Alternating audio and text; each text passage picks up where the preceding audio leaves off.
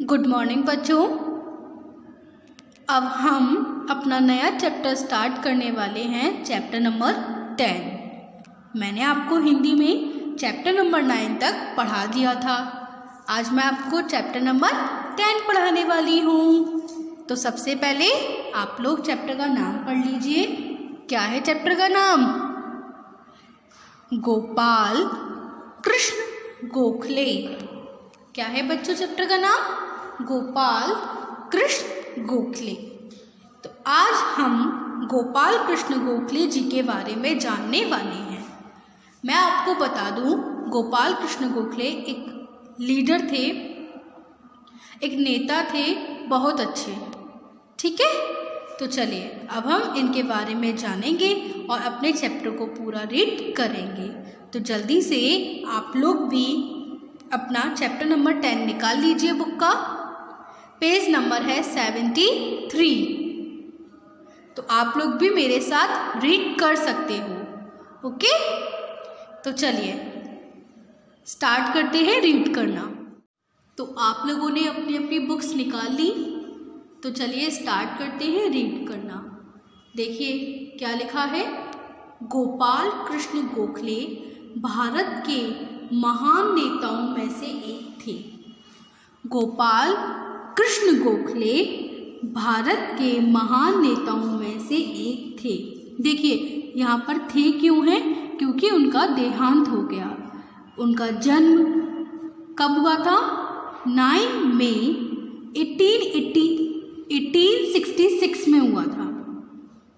9 मई यानी कि 9 मई को 1866 में महाराष्ट्र के रत्नगिरी में हुआ था। महाराष्ट्र के रत्नगिरी में उनका जन्म हुआ था और उनका देहांत हो गया 19 फरवरी 1915 को। उनका देहांत कब हो गया? 19 फरवरी 1915 को। ओके, उन्होंने जीवन भर भारत की उन्नति के लिए प्रयत्न किए।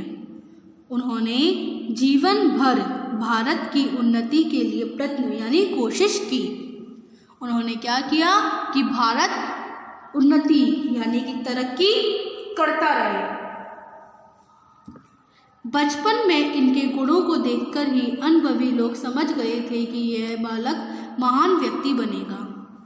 बचपन में जब गोपाल कृष्ण गोखले छोटे से थे तो उनके गुणों को देखकर अनुभवी मतलब एक्सपीरियंस लोग, ठीक है, अनुभव रखने वाले लोग समझ गए थे कि ये बालक महान व्यक्ति बनेगा। समझ में आ गया आपको यहाँ तक? आगे बढ़े चलिए। जब गोपाल तीसरी कक्षा में पढ़ते थे, आप लोग 3rd क्लास में पढ़ रहे हो ना, ऐसे ही गोपाल जी जो थे, गोपाल कृष्ण गोखले जी थे, वो भी 3rd क्लास में पढ़ रहे थे। तो क्या हुआ? तब एक दिन अध्यापक ने कक्षा के बच्चों को गणित का प्रश्न दिया। क्या हुआ? तब एक दिन अध्यापक ने कक्षा के बच्चों को गणित का प्रश्न दिया।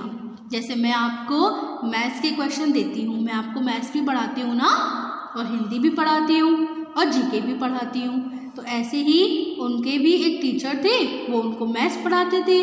तो उन्होंने उनको एक क्वेश्चन दिया, प्रश्न दिया। प्रश्न काफ़ी कठिन था यानी डिफ़िकल्ट था। बच्चे उसे हल नहीं कर पा रहे थे, बच्चे उसे सॉल्व नहीं कर पा रहे थे। तभी छुट्टी की घंटी भी बज गई। तभी क्या हुआ? छुट्टी की घंटी भी बज गई। तभी क्या हुआ?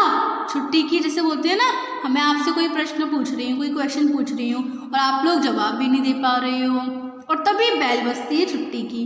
तो आप लोग कितने खुश हो जाते हो, चलो आज तो डांट से बच गए, डांट नहीं पड़ी, है ना।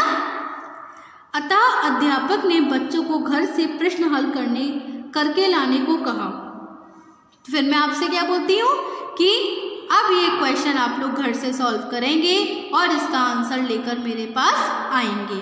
तो ऐसे ही उनके टीचर ने बच्चों को बोला कि यह प्रश्न आप घर से सॉल्व कर लेकर आओगे। बच्चे अपने घर चले गए, सारे बच्चे अपने घर चले गए। अगले दिन अध्यापक ने सबके उत्तर जांचे। अगले दिन अध्यापक ने सबके उत्तर जांचे, यानी कि अगले दिन ही टीचर ने क्या किया, सबके क्वेश्चन को चेक किया। पूरी कक्षा में केवल एक ही बच्चे का उत्तर सही था। पूरी कक्षा में केवल एक बच्चे का उत्तर सही था, शेष बच्चों के उत्तर गलत थे। ठीक है, आगे पढ़ते हैं क्या हुआ। कुछ बच्चों ने तो प्रश्न हल करने की कोशिश ही नहीं की। कुछ बच्चों ने तो क्वेश्चन को सॉल्व करने की कोशिश ही नहीं की थी। कुछ बच्चों ने आधा प्रश्न हल किया था। अध्यापक ने गोपाल को छोड़कर सबको डांट लगाई। अध्यापक ने गोपाल कृष्ण गोखले जी को छोड़कर सबको डांट लगाई। उन्होंने गोपाल की बहुत प्रशंसा की। शेष बच्चे सिर झुकाकर खड़े थे। क्या हुआ, क्योंकि गोपाल का जो क्वेश्चन था वो सही था और सारे बच्चों के आंसर गलत थे, तो अध्यापक ने, जो टीचर थे, उन्होंने सारे बच्चों को डांट लगाई, गोपाल को डांट नहीं लगाई। आगे पढ़ते हैं। आगे पढ़िए क्या लिखा है। अपनी प्रशंसा सुनकर सब फूल जाते हैं। अपनी प्रशंसा सुनकर सब फूल जाते हैं। फूल जाने का मतलब होता है खुश हो जाते हैं, लेकिन गोपाल खुश ना था। उसके चेहरे पर उदासी थी। उदासी का मतलब दुख था। अध्यापक ज्यों-ज्यों उसकी प्रशंसा करते थे, त्यों-त्यों उसकी उदासी बढ़ती जाती थी। मतलब टीचर जैसे जैसे गोपाल की तारीफ करते थे, गोपाल उतना ही दुख होता जाता था। उदासी बढ़ती जाती थी। अंत में वह रोने लगा। मतलब अंत में उसे क्या हुआ, वह रोने लगा। आगे पढ़ते हैं। देखिए आगे क्या लिखा है। गोपाल को रोता देख सब विद्यार्थी हैरान हो गए। मतलब एक तो टीचर उसकी तारीफ कर रहे थे, फिर भी गोपाल रो रहा था, तो सारे बच्चे ये सब देखकर हैरान हो गए। हैरान मतलब सरप्राइज्ड हो गए, चकित हो गए। अध्यापक भी हैरान थे। उन्होंने गोपाल के सिर पर हाथ फेरते हुए कहा, रो क्यों रहे हो गोपाल? उन्होंने गोपाल के सिर पर हाथ फेरते हुए कहा कि तुम रो क्यों रहे हो? तुम तो प्रश्न हल करके लाए हो। जैसे आप लोगों में से कोई रो जाए और उसका आंसर भी ठीक हो, तो जैसे मैं पूछती हूँ ना कि आप लोग रो क्यों रहे हो, आप रो क्यों रहे हो, आप तो प्रश्न हल कर कर लाए हो। तो गोपाल ने रोते रोते कहा, गुरुजी आप मेरी प्रशंसा कर रहे हैं, किंतु मैं इस प्रशंसा के योग्य नहीं हूँ। योग्य मतलब लायक नहीं हूँ, एबल नहीं हूँ। ठीक है, क्यों नहीं है? यह प्रश्न मैंने अपने आप हल नहीं किया है, इसे मेरे बड़े भाई ने हल किया है। अपनी झूठी प्रशंसा सुनकर मुझे दुख हो रहा है।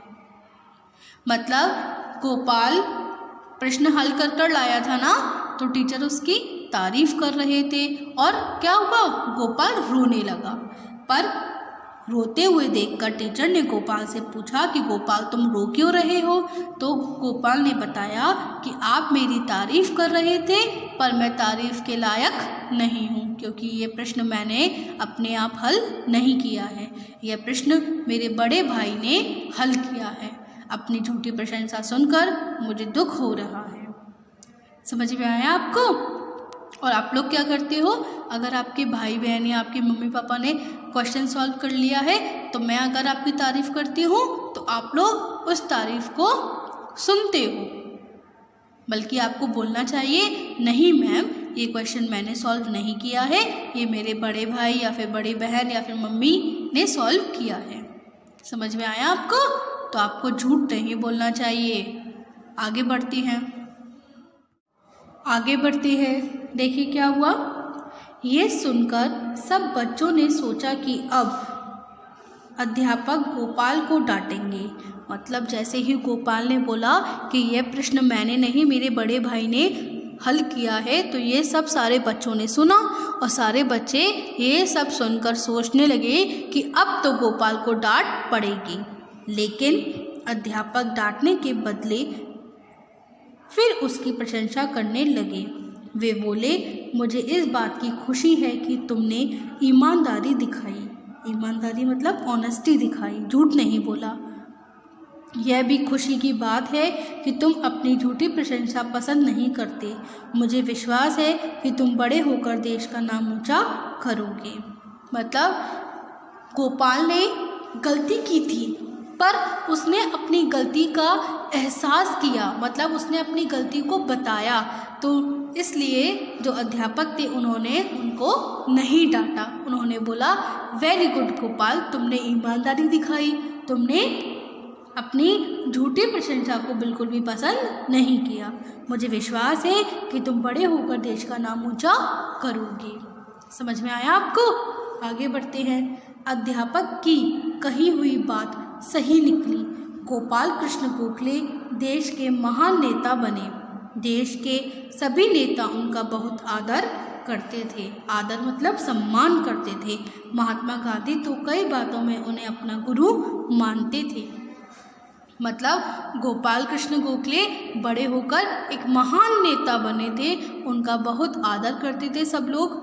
और महात्मा गांधी जी तो उन्हें कई बातों में उन्हें अपना गुरु मानते थे। समझ में आया गोपाल कृष्ण गोखले जी के बारे में? आज हमने गोपाल कृष्ण गोखले जी के बारे में कुछ थोड़ा बहुत जाना। तो आपको ये स्टोरी पसंद आई? अगर आपको ये स्टोरी पसंद आई है तो आप लोग इसे और अच्छे से पढ़ेंगे। ओके, तो आज आपका होमवर्क क्या है? आपको इस चैप्टर को एक बार अपने आप रीड करना है अच्छे से। तो आज हमने क्या किया? आज हमने अपना चैप्टर नंबर 10 गोपाल कृष्ण गोखले जी के बारे में जाना। अब हम कल करेंगे इसके वर्ड मीनिंग्स को लर्न। तो चलिए, अब मैं आपको मिलूँगी कल अपनी अगली वीडियो के साथ। Bye bye.